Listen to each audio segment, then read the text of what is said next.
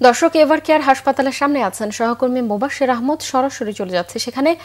Mobashwer, BNP চেয়ারপারসনের শারীরিক অবস্থা সম্পর্কে সর্বশেষ কি তথ্য আছে আপনার কাছে, আমাদেরকে বিস্তারিত জানান।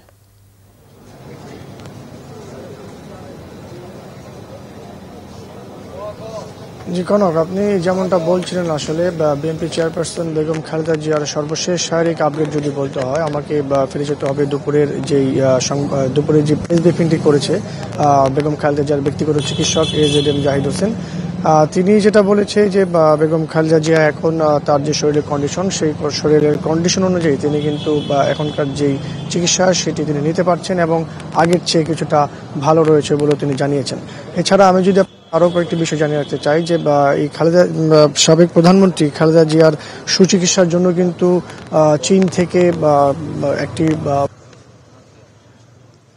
আগামীকাল বোর্ড রয়েছে খালেদা জিয়ার চিকিৎসায়, তাদের সাথে সুচিকিৎসার জন্য আরও যুক্তরাজ্য থেকে একটি দল আসলে তাদের সাথে যুক্ত হবে বলে আমরা জানতে পেরেছি। তাছাড়া আরো একটি বিষয় যদি আমি আপনাকে জানিয়ে রাখতে চাই যে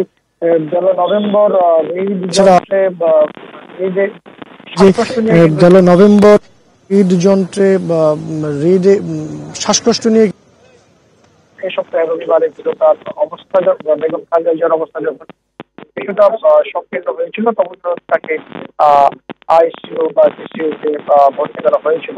তার পরবর্তী সময়ে আপনারা জানেন যে বিভিন্ন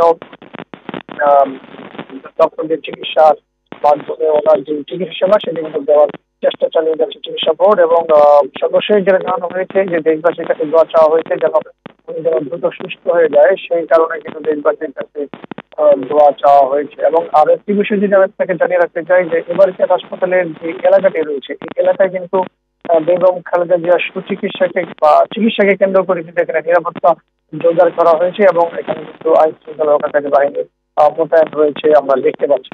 তো এই ছিল রাজধানীর এবার কেয়ার হাসপাতালের সাথে থেকে বেগম খালেদা জিয়ার চিকিৎসার সর্বশেষ আপডেট। মোবাশ্বের, আপনাকে ধন্যবাদ।